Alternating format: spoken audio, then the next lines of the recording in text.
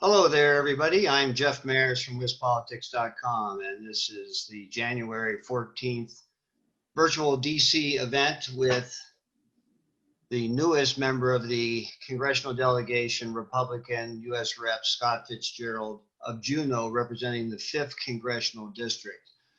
I want to thank our event sponsors for this event series. This is one of 4 or 5 that will happen in the calendar year.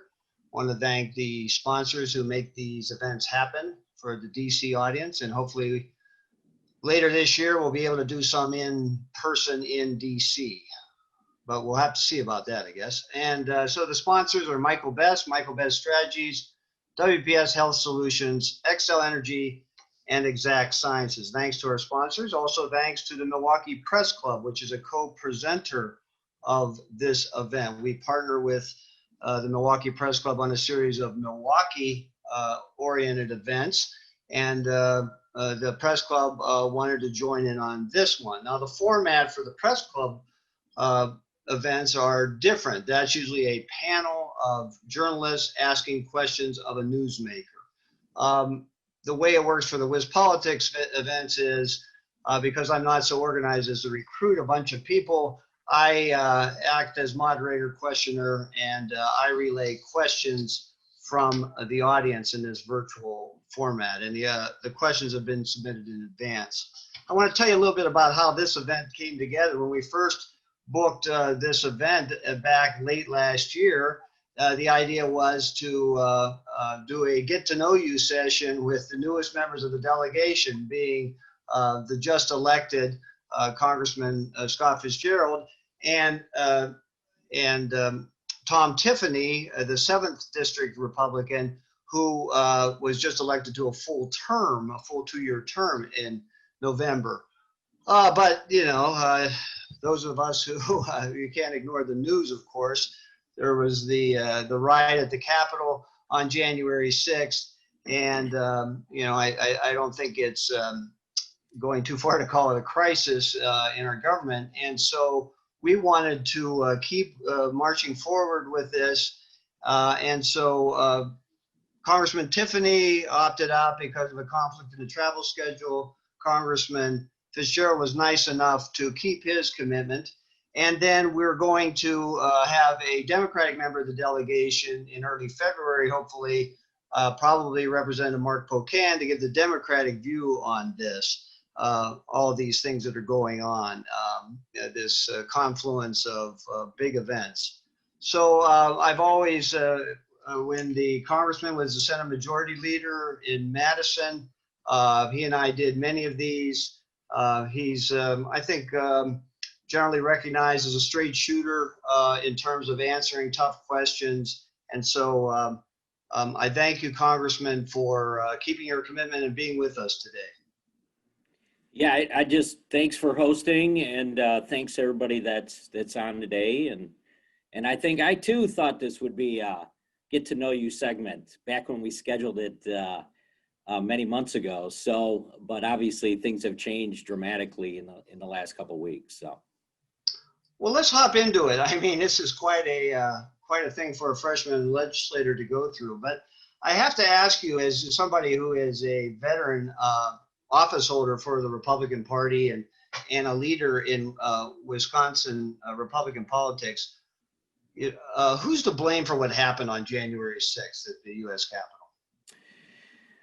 I don't think we know yet. I think Congressman Lee Zeldin, who had a couple of opportunities to speak on the floor of the House, was closest to where I am. And that was that there needs to be an absolute top to bottom investigation of the events of January 6th, which also means, you know, that I would expect that all law enforcement agencies and DOJ would ultimately probably start even prior to the speeches that were given that day outside of the Washington Monument in DC. There has to be more to this entire episode, and it needs to be investigated top to bottom to see who was involved and exactly what motivated them to get to where we were, which was a very, very frightening day. Okay, so you're, I think, a retired colonel in the National Guard. So you're not unfamiliar with military procedures or security procedures. Right, right. So what happened there? Was there a security breakdown? Complete failure. I mean, I can just tell you my own experience. Being a brand new member to Congress, I'm sitting on the floor of the House, listening to the debate. And I saw 3 officers come rushing into the chamber, and they literally picked Speaker Pelosi kind of off her feet and out the side door of the chamber. And I said to one of the members that was sitting close to me, I said, that doesn't look normal. About 2 minutes later, a Capitol Police officer came in, moved towards the microphone and said, we've had a breach in security within the Capitol, and we want all the members that are currently in the chamber to just remain seated and remain calm, but we are going to lock the chamber. We're going to lock all the doors. And they proceeded to do that, and it's kind of a loud banging noise as they did that. And again, I kind of looked at the guy sitting next to me, and I was like, I'm not sure what's going on. If somebody got through a magnetometer, or what is happening. And then same officer came back up 2 minutes later and said, okay, we're going to need everybody in the chamber to get down on their hands and knees. Then we knew something more drastic was happening, but most of us complied with that, and kind of looking at each other like, can't believe this is real. And then a couple minutes later, the same officer came in and said, we're going to need you to reach underneath the seat, and there's a black bag there that has a air hood, an escape hood. We're going to need you to open the bag, deploy it, and put it on, because there's been tear gas that's been popped within the Capitol itself. So, at that point, I'm like, this is crazy. I think that's when you see, most of the photos or the video that was taken within the chamber kind of demonstrates that the 100 or so members that were in the chamber at that point were really panicked. We then heard the banging on the back of the chamber, and that's, kind of a famous photograph now with officers with drawn weapons pointed at the doors, and a couple of members that were scurrying as well to grab something as they literally could see people about to enter the chamber. It was at that point that the speaker's parlor, which is right behind the chamber itself, the doors opened and they started to usher us out. Those of us that were not in the gallery, the ones in the gallery had a whole different experience than those of us that were on the floor.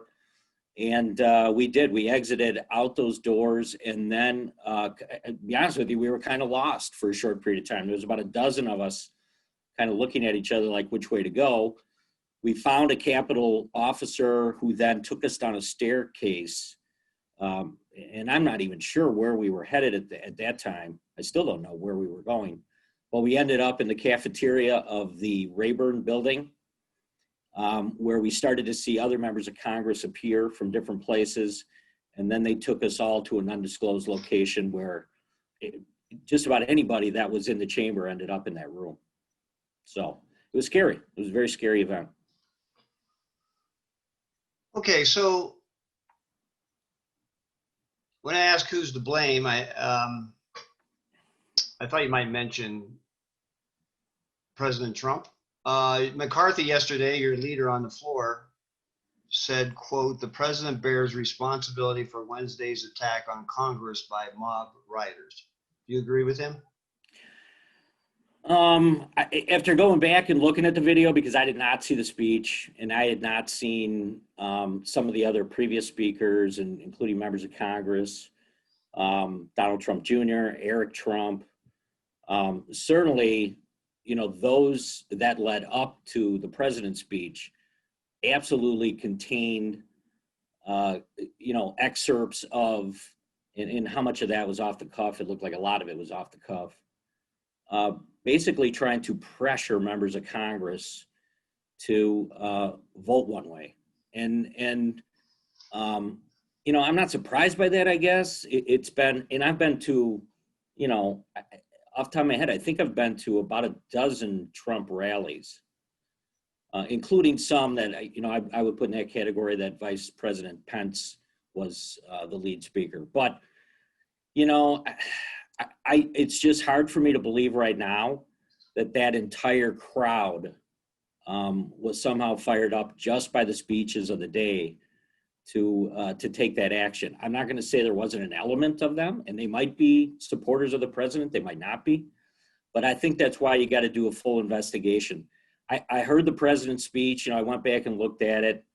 I think he definitely fired up that crowd in a way that some people may have believed he meant go to the Capitol and intimidate. And if that's the way those people perceived it, that's troubling. That certainly is troubling. But I still think, it was more about don't do physical harm, don't beat people up, certainly don't bust the Capitol, the United States Capitol down and get into a confrontation with officers. I think that element, that's where the investigation needs to go and needs to find out who organized this and if there was an infiltration, which it sounds like. I mean, there's still some theories out there that not only was it pre-planned, but there was cooperation from some law enforcement prior to the day the speeches were delivered. That's absolutely troubling and disturbing, and those individuals need to be dealt with by legal authorities and charged. Okay, so the president did say go to the Capitol, march to the Capitol. He did, and many times, I guess, like you said, being a seasoned legislator, oftentimes you'll have a group of people, they'll come together, they'll have a rally, or organize to go out and somehow put pressure on legislators. And sometimes that can be just showing up in an office. I don't think that he necessarily, I don't know who would have said, break down the windows of the Capitol, bust down the doors, do those types of things. So I'm not making any excuses. I'm just saying that's why we need a thorough investigation. Okay, so as a bit of background for maybe people who don't really know you, I mean, you were the most prominent early Trump supporter in 2016. And you've been a Trump supporter ever since, and you ran for office as a Trump supporter. Are you still a Trump supporter? Yeah, I mean, I think there's 75 million people that voted for the President of the United States because they think their voice isn't being heard in D.C. They think that, once again, our federal government is not listening to them. So it wasn't necessarily about just Donald J. Trump. It was about his message, which was, we need change. We need significant change in D.C. And he's been pretty consistent with that over the last 4 years. And I certainly understood who those people are. And like I said, I've been to numerous Trump rallies. This summer, some of the events, the campaign events, boat parades on Okauchee Lake with hundreds and hundreds of boats and people. And I mean, there's such great people too that supported the president, and they would come together for these rallies, and they're normal Wisconsinites that feel like he speaks to them, which is drain the swamp, let's shake things up. DC has become complicit, and the messaging that's coming out of even from both parties, it wasn't striking a chord with them prior to Donald Trump, and I still think that is 99% of the Trump supporters out there are those people. They're good people. They're very good people. What we saw, last week, it's hard for me. Although I know that it's being used, because I heard it on the floor of the House being used to lump everybody together into one category and say all 75 million people that supported Trump or voted for Trump, you're terrible people, and that's a scary thing too. All right.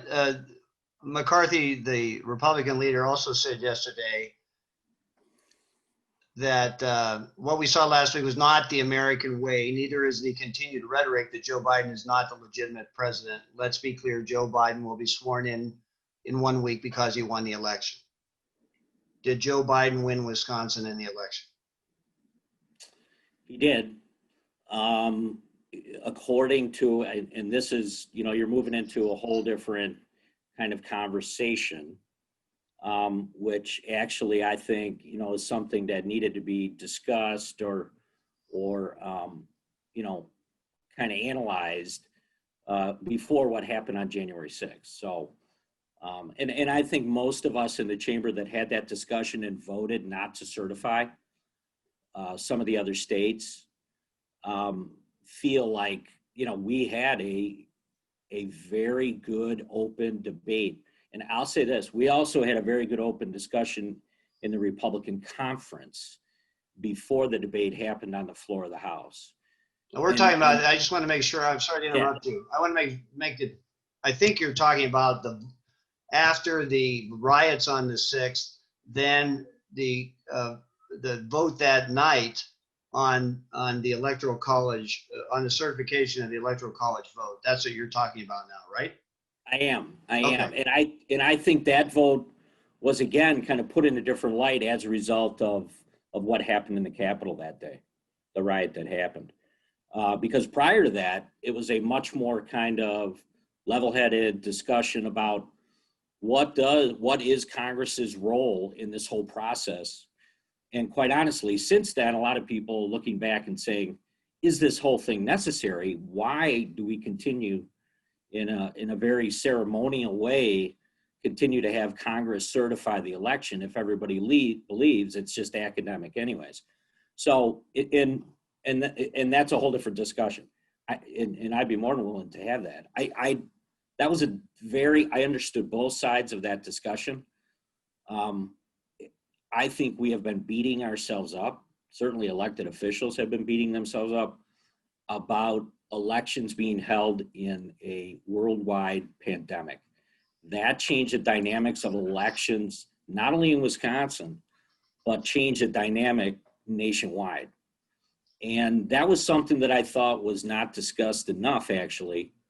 It was discussed in conference. It was not discussed as much on the floor, but it had such a direct impact on Wisconsin's elections that I think that is one of the things that, what I'm hearing from constituents that they're very upset about. It wasn't about individual fraud on specific ballots. And I think that the president's legal team completely dropped the ball. I think they completely dropped the ball. And we're making arguments that quite honestly couldn't be substantiated and should not have. I'm not saying it doesn't happen. I'm just saying, from a legal perspective, they did not focus on the pandemic. They did not focus on the impact it had on elections. And they were talking more about individual ballot stuff. And I think they completely fumbled the ball on that one.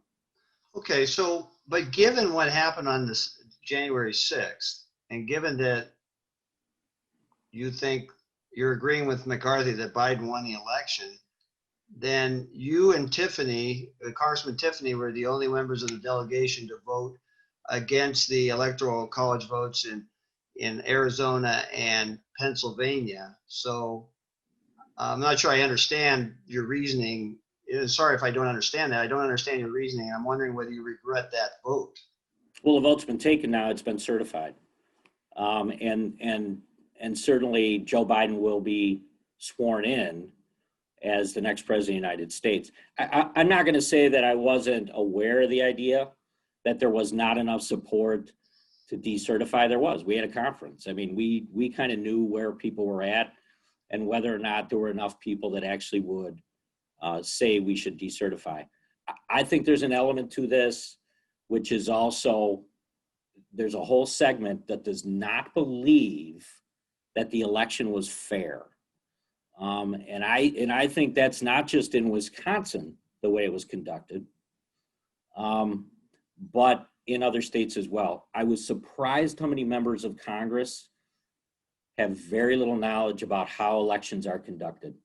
and maybe that's an advantage I have after being in the legislature for 26 years and being involved in everything from recounts, recalls, the canvass, ballot access, having an appointee on the Wisconsin Elections Commission, everything from photo ID to drawdown to all of the bills that I have either authored or had ushered through the state legislature. There is such a different level of knowledge between those that have served in state legislatures and have run elections, which is where elections are handled, obviously, and then those that have never, because they were clueless as to what the issues were with an election being held in Wisconsin.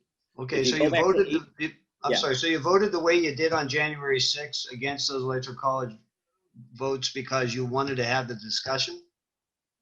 Yeah, I think we did have the discussion, and I think at the end of the day, the same issues that existed in Wisconsin existed in other states throughout the nation. I think you could take a look at all 50 states.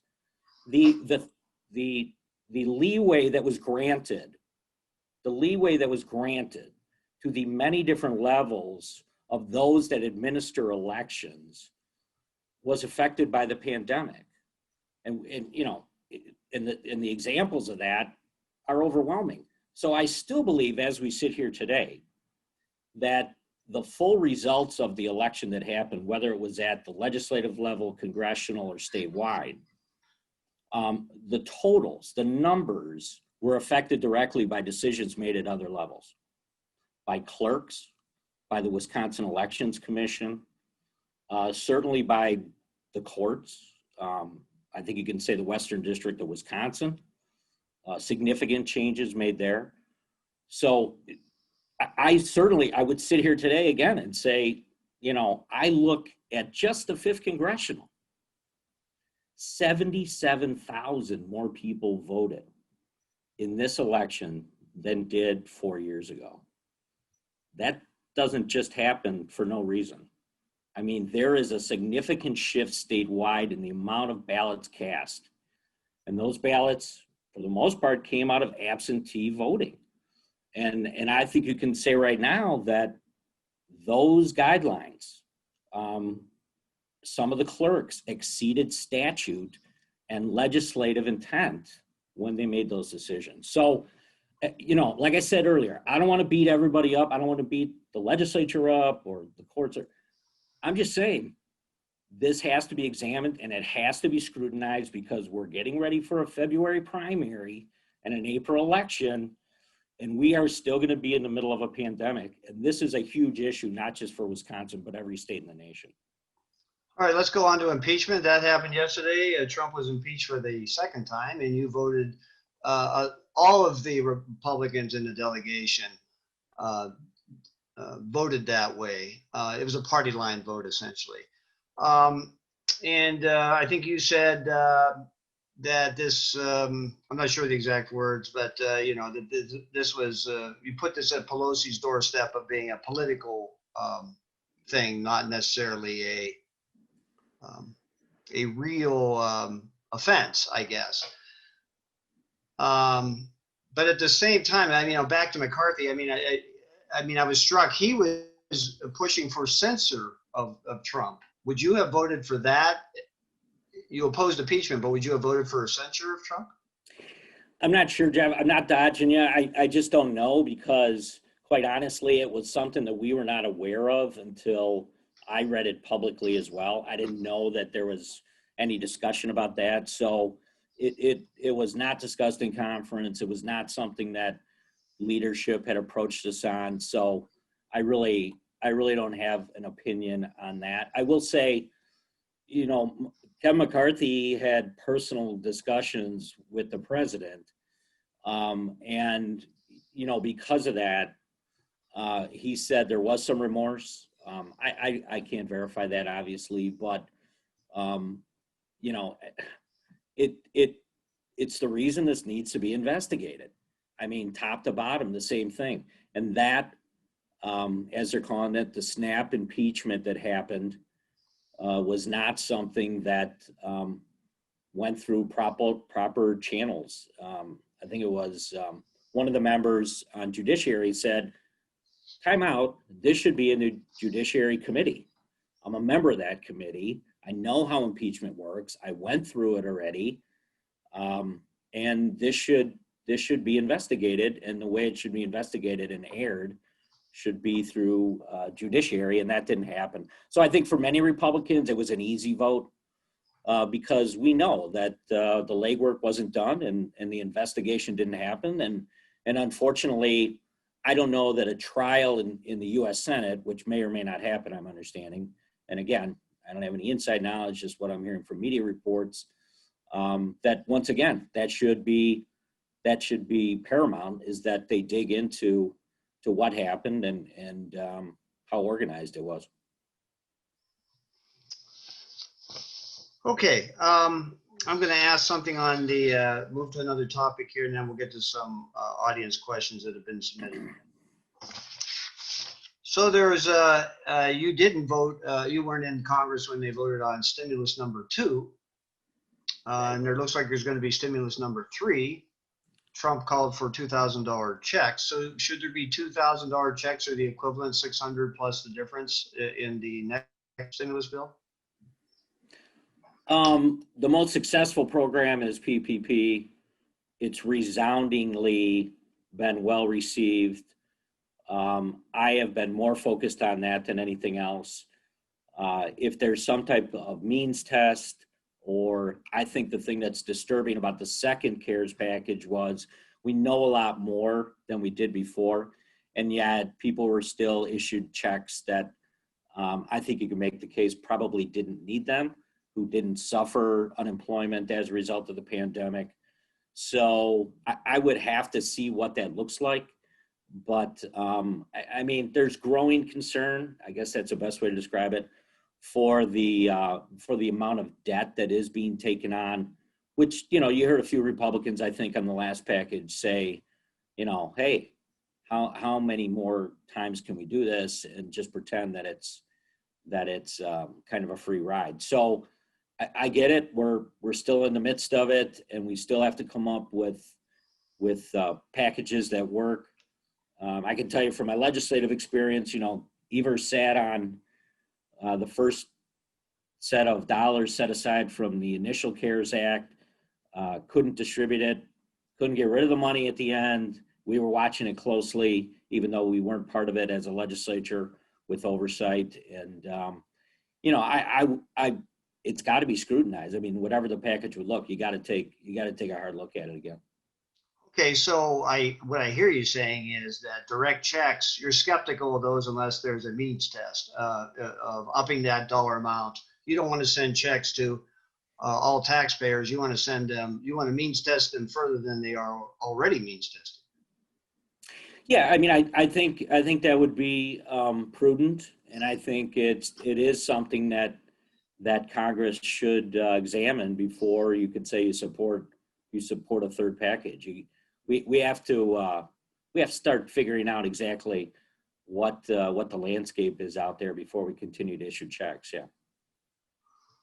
Okay, vaccines. You know, the vaccines. There's we're probably going to have 3 different vaccines sometime by the end of this month.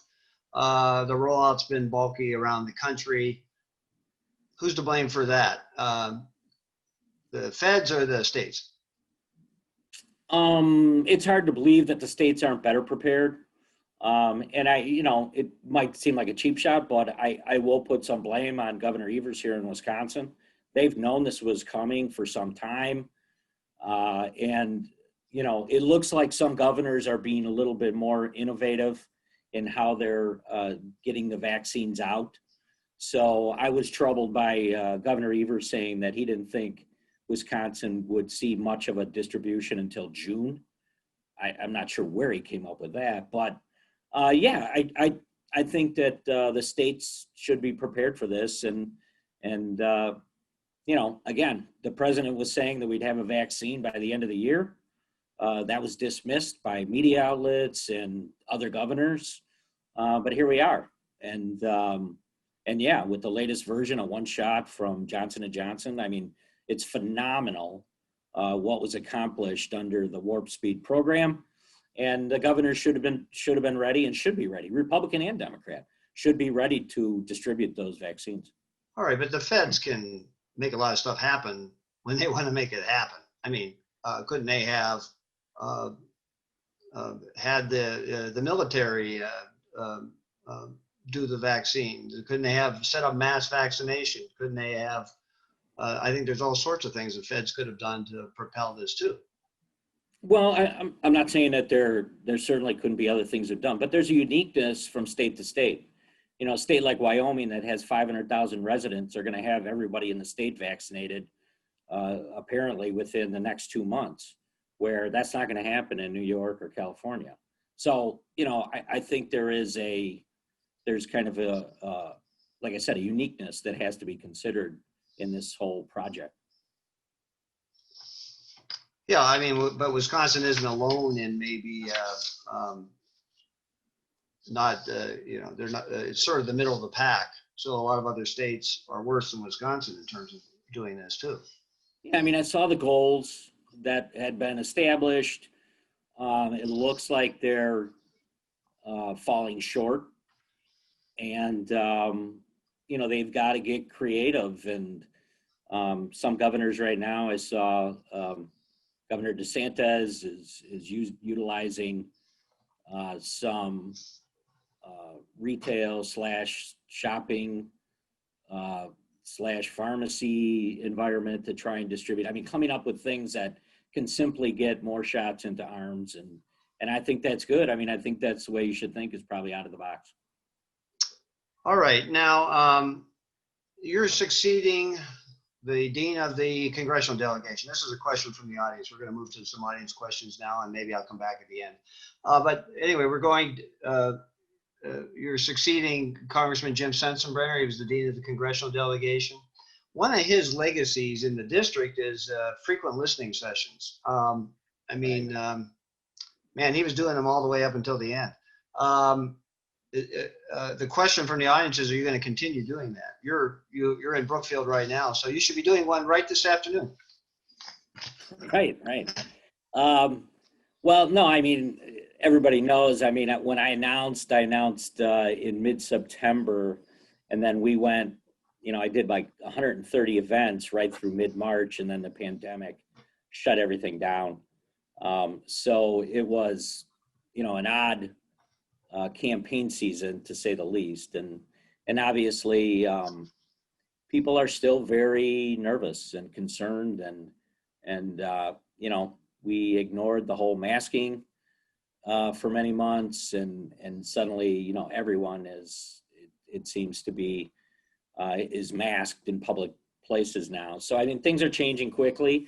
Yeah, would love to get back to some type of schedule where we could do office hours and listening sessions. And yeah, no, Congressman Sensenbrenner had a couple of different ways he did that. He had kind of a short 15-minute, 20-minute kind of quick hit on some smaller communities, and then he did longer listening sessions. So yeah, absolutely. I hope to be able to do that. Yeah, in the future. All right. Well, here are some questions from the audience that were submitted in advance, and I'm going to read some of them because, well, they're bluntly phrased, and I'm sure you expect some of these kind of questions. But here's one. You have said that you would have voted to overturn Biden's victory. Would this logic have extended to the conclusion that if the Biden election was suspect of fraud, then your own election was subject to rejection as well? 77,000 more people voted in the 5th Congressional District this time than they did 4 years ago. I don't know that it necessarily would have changed the outcome of my election. I still believe I would have won that election. But do I believe that the final tally on the election in the 5th Congressional wasn't affected by the pandemic and changes and accommodations that were made by many levels of government, everything from ballot access, ballot design, the outside envelopes, whether or not witnesses sign those envelopes, how those envelopes were returned. Certainly extending hours, judges being involved in extending hours and changing election law, the Wisconsin Elections Commission that made significant adjustments. And I'll say the two scariest things, the two scariest words to me in this whole deal since our debacle that we had in April in Wisconsin is voter intent, okay? Which is something that continues to be used on a regular basis. In other words, clerk, and not taking a shot directly at any clerk, I'm just saying, the Elections Commission too often says, what was the voter's intent? What do you think they were trying to do to cast this ballot? Listen, the state legislature didn't design the envelope. We didn't design the ballot. We actually had to get involved in a ballot design at one point. We make changes to election law, hundreds and hundreds of bills since I've been there.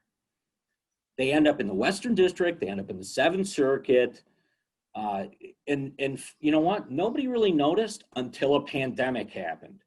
And all of a sudden this stuff mattered. Because it wasn't onesie, twosie ballots being cast, it was thousands and thousands and thousands. Why did 77,000 more people vote in the 5th Congressional District than they did 4 years ago? I'll tell you why. It's because of the absentee ballot. This should be a very specific, legitimate decision that is made by the Wisconsin legislature on what they want elections to look like and how they should be administered. That was not the case. It wasn't the case in April. It wasn't the case in August for the primary, and it was not the case in November. That's my point. You cannot continue to grant this type of leeway in decision-making and decentralize it to the level of a clerk makes a monumental decision, like a clerk in Milwaukee made, shutting down polling locations in April, or a clerk in Dane County who said indefinitely confined is extended to anybody that might be COVID positive. Those are the types of things that had a huge effect on the elections in Wisconsin. So, you know, all I'm saying is we better be aware of it because it changed the numbers. Whether or not it changed the outcome is a different question. It changed the numbers in Wisconsin's elections on the last 3 elections that happened statewide. Okay, but I would just point out that other than Trump, Republicans did very well. So you may, by making it easier for people to vote, you may hurt your cause going forward. Well, right? And that's my point, Jeff. I'm not saying that necessarily broke the election one way or the other. Okay, you're right. We're at 21 seats in the Wisconsin State Senate. I'm not sure what the effect of absentee ballot voting was in that instance. And obviously in the 5th Congressional, there were Republicans who voted absentee ballot that otherwise wouldn't. But that's not the question. The question is whether or not they lived up to the statute. And if they didn't live up to the statute, there had to be a judge somewhere that said, I'm going to accommodate the pandemic. I'm going to make changes in Wisconsin election law. Because guess what? At the end of the day, we are going to make sure that the pandemic doesn't have any direct effect on the election. But that's not a decision for them to make. And that's the most frustrating thing, I think, for many of us that kind of watched what happened with all of the elections that have happened in recent times. Okay, here's another question. Major publications, including the Milwaukee Sentinel, have already called for your resignation based on your vote on January 6th. What do you say to the voters in your district who believe you are no longer fit to serve? Well, the Sentinel, I think this is about the 12th time they've called for my resignation. So that's nothing new. You know, you can go back to Act 10 and everything else that they've said we should just resign, which is kind of, you know, I guess the vote doesn't matter to them. You know, I was just elected in November. But no, I mean, this is a policy discussion that's going on, not just in this state, but nationwide, and will continue to. You know, I said earlier, the idea that they have this historic marching of the Electoral College vote in these wooden boxes with pages at the U.S. Capitol down the hallway. I mean, if it truly is a ceremonial type of thing, then, you know, it's time to examine whether or not it should still be in place. And other members of the House are saying that now. You know, there needs to be maybe a different system in place to make sure that the Electoral College is, depending on where you're at, either protected or changed in some way to make sure that, you know, this doesn't happen again. Because quite honestly, having the vice president up there, if it really doesn't matter, like some of my colleagues were saying, they're like, this is a done deal. You know, this is a done deal. Why are we even here today? Which is what I question too. I'm like, you know, if you know what the results are, if you know what the results are, why are you what's the process of having the House vote on this? If truly in the end of the day, it doesn't matter anyways, right? So why even have an electoral college then? Why not get rid of it? You know, I think I understand. You know, I don't think we're going to have a big debate on electoral college today, but I think I understand what the electoral college protects. That's not my point. My point is whether or not we need that January 6th date to actually go through this process with the vice president of the United States. I'm not sure. And you know, Biden had to shoot down objections last time.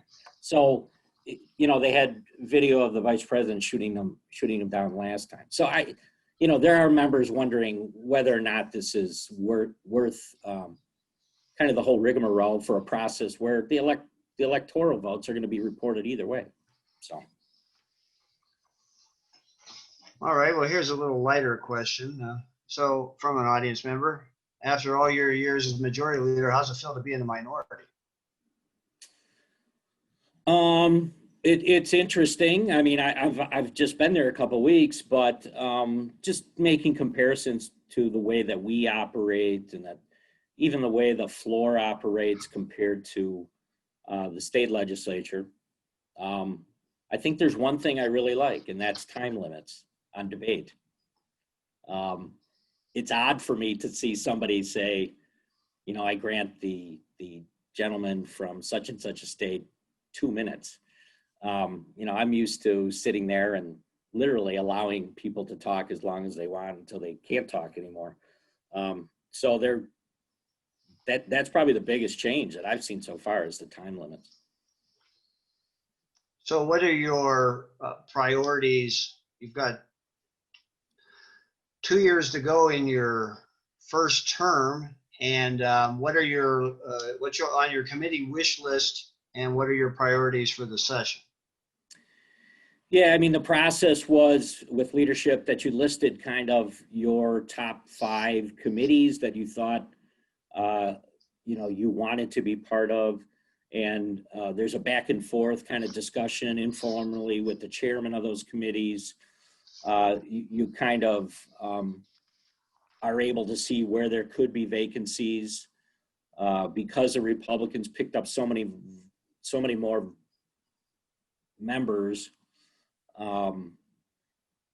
There was a proportional discussion that was held between Pelosi and Kevin to see, you know, were they going to add seats or reduce seats or what they were going to do. Because of the events, that has all been delayed, so we don't know exactly where we're at. But I did list financial services. Wisconsin's always had a history of having a significant number of members there because of the makeup of the state and the business community. Agriculture, obviously, is another one that I listed. Infrastructure, transportation was one that I listed. But I really don't have any more information as we sit here today as to where that process is or when we're going to find out if in fact we were able to gain one of those slots. I've had, like I said, I've had good discussions with the chairs of those committees, and everybody was very optimistic. And I like to think that, you know, I've been told this because of my experience in the legislature that, you know, that's a consideration. So that'd be great. As a 57-year-old freshman, it'd be great to have a little bit of credit there, and hopefully that will put me in a good spot. So but I don't have any more information as we sit here today. Right, but what sort of priorities do you want to bring? I mean, again, quarter century in the Wisconsin legislature, many years as the majority leader. And so, you know, what ideas are you bringing? What priorities do you want to, what marks do you want to make here in the first term? I mean, on the leadership side, I have had serious discussions with Whip Scalise, with the ranking member of some of the committees about, and not just me, but the other freshmen that have legislative experience, about how can is there a role for us in working with the conference itself to kind of bring freshmen into the fold and work with the more senior members? And they said there is. So I've been a lot of discussions with Steve Scalise on trying to find a role there.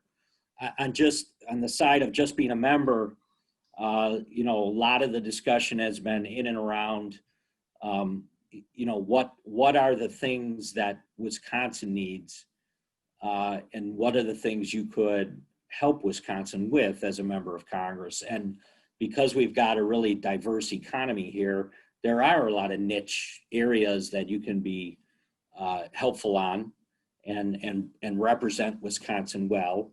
And not just the committees that I mentioned, but there are some other things that kind of present themselves, maybe, you know, that people aren't as aware of.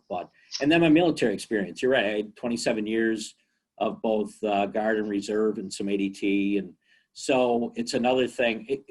I will say this, kind of interesting, but that part of my resume seems to carry more weight in DC. You know, it's something that a lot of people bring up with me that I wasn't really used to. I mean, people knew that, I think, in the state legislature that I had served and retired as lieutenant colonel. But out there, it seems to, it garners more attention, and that's great. And that may play a role to where I end up as well. Sorry, I got the rank wrong, lieutenant colonel. That's important to note. Yes. Okay. Well, let me bring up an issue: infrastructure. You know, there's a lot of talk, you know, that since Democrats are going to control the White House and Senate and the House, that a big infrastructure bill, which had been promised during the Trump administration but never really materialized, that it could actually happen. What's your betting on that, and what do you think Wisconsin could get out of that? I said I had an open mind when I was a candidate running for this seat. I said, you know, what I've seen kind of at the state level is frustration in that there has to be a significant investment in infrastructure. You know, of course, it goes right to what's the funding source or what could you support. I'm not going to answer that because I don't know. I don't know what the options are for a federal program like that. I mean, I wouldn't say that, you know, just like we did in the state budget this last time, we increased vehicle registration and you know, some other smaller revenue streams, and you know, we got the caucuses there and they supported that. So I would never rule anything out, but it sounds like there is an infrastructure package coming, absolutely, and we'll see how significant it is, I guess. Okay, federal gas taxes haven't been raised in I don't know, 30 years maybe. Okay, what better time to raise gas taxes when gas is as cheap as it's been in I don't know, 2 decades. I don't know. It's as cheap as I can remember. So why not raise the federal gas tax? Well, that's one of the reasons in the minority, you got to weigh kind of the options. And, you know, in the 26 years I was in the legislature, when you're in the majority, you've got the responsibility of taking action on some of that stuff. When you're in the minority, you got a little bit more room to kind of for consideration. So I'd like to see what they're talking about before I say, yes, I would support it. No, I wouldn't.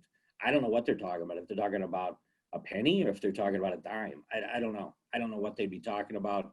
And that would play into whether or not you could support something like that and what the impact would be and whether or not Wisconsin's getting its fair share. You know, I mean, that's always been an issue for us. And I think we'll continue to be well aware of that as a state legislature. Yeah. This calls to mind, the Wisconsin way, so to speak, for the congressional delegation. Because we're a small Midwestern state, the congressional delegation, I think, for the most part, has practiced the what can we do for Wisconsin together kind of thinking. I'm not saying there hasn't been personality conflicts and breakdowns in this. I mean, I think we've heard stories and whatnot, but I think I go back to when Obie and Sensenbrenner were there, and how they were able to set aside a lot of these partisan passions and get her done for Wisconsin. So I'm wondering, what's your feel for the current um, delegation mood on those kind of things, and how would you help it with that? Well, obviously, two of them I know very well. Serving with Congressman Grothman for a number of years. He was my assistant leader for a number of years on the floor of the Senate.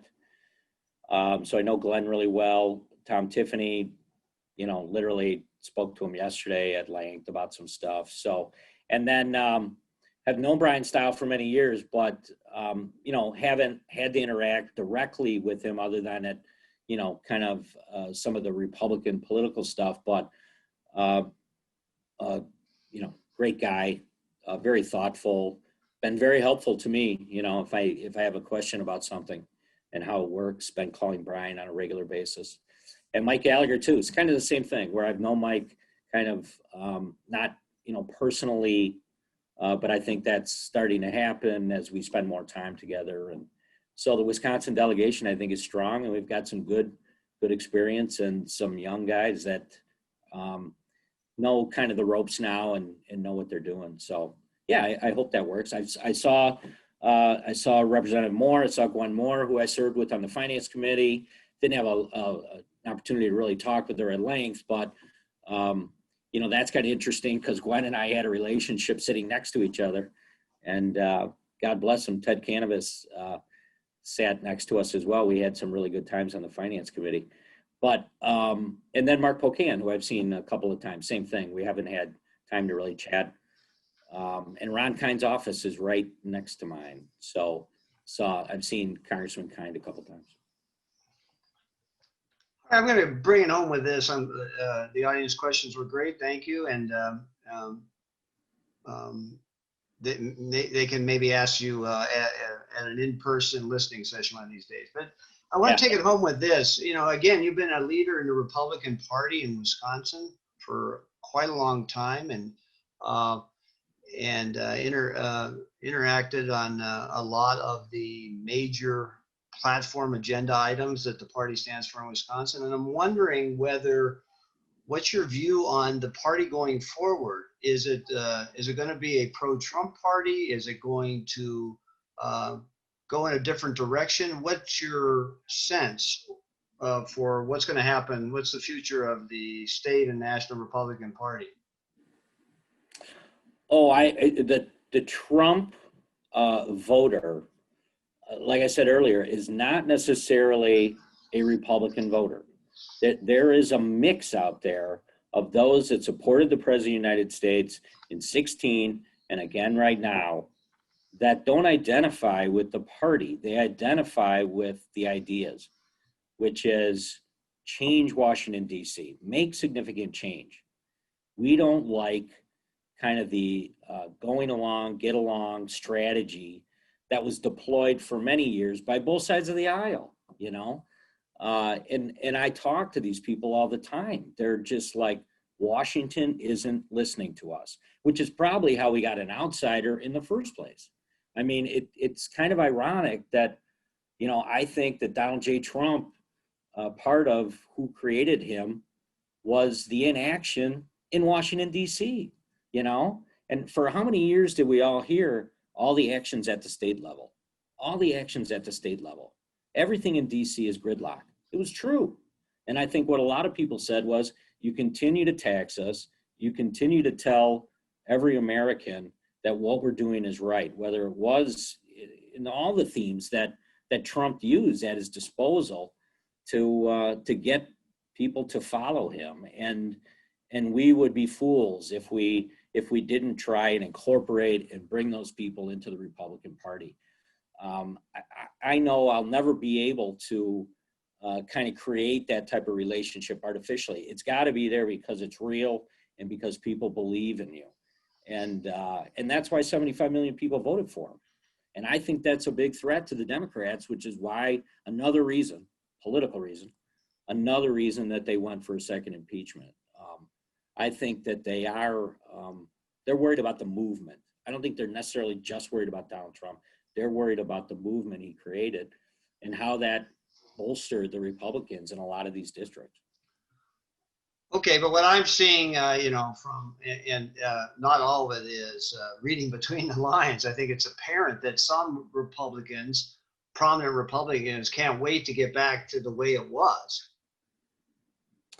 Yeah, I mean, without rattling off names, I think there was a little bit of political expediency with the 10 Republicans that voted to impeach. And then there's some that just cannot stand the president's personality. They cannot stand the way he kind of moves into the room and dominates. And that is something that some people will never get over. But listen, I still believe that if the pandemic doesn't happen, if the economy continued to roll the way it was, that he would have been reelected overwhelmingly. But that's not the world we live in. Things change, and we have one of the most unique circumstances that we'll probably all ever experience.